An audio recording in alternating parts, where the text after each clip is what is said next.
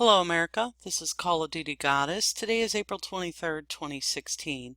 I'm at Freedom Outpost at an article titled City Water Foreman Mysteriously Dies Same Week as Key Woman in Flint Lawsuit is Murdered.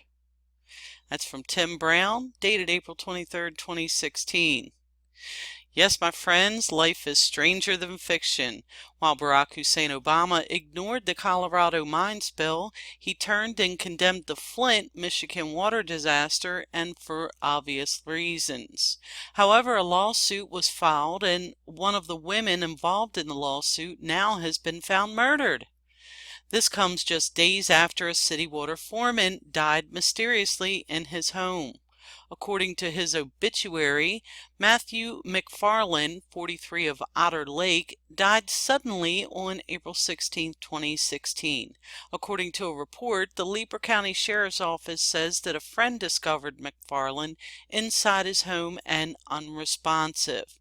Though the Sheriff's Office claims that there were no signs of foul play, the autopsy of Mr. McFarlane was inconclusive with regards to the cause of death. Results from toxicology reports are now being awaited.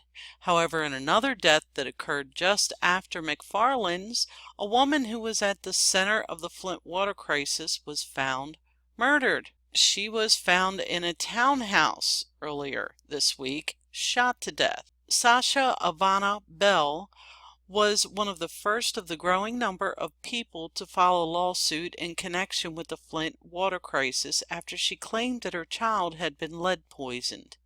Bell was found dead April 19th in the 2600 block of Ridgecrest Drive at the Ridgecrest Village townhouses. Socoria Renee Reed was also found shot to death in the home.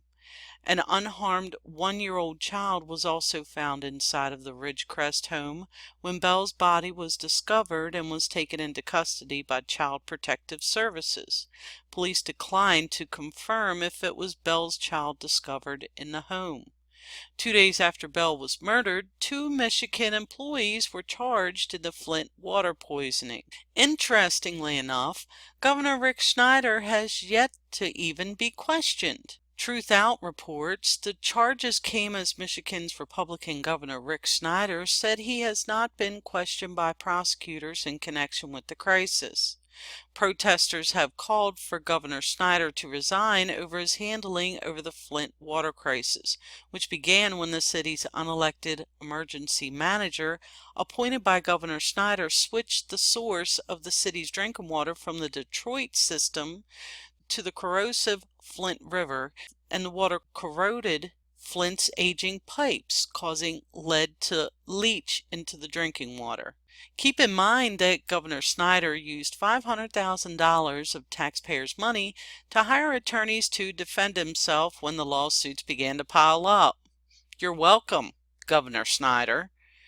Snyder and other officials knew the water was poisoned, continued to charge the people for it, and even threatened foreclosure on their homes or take their children if they didn't pay. Furthermore, in an attempt to cover it up, they began to bring in fresh water to state buildings so that the people there wouldn't have to drink the contaminated water. Later, the National Guard was called out to help distribute the water door to door. And there you have it. This is Call of Duty Goddess signing off, and as always, watch your 6 out there in Flint, Michigan if you are filing a lawsuit. I've got your 6.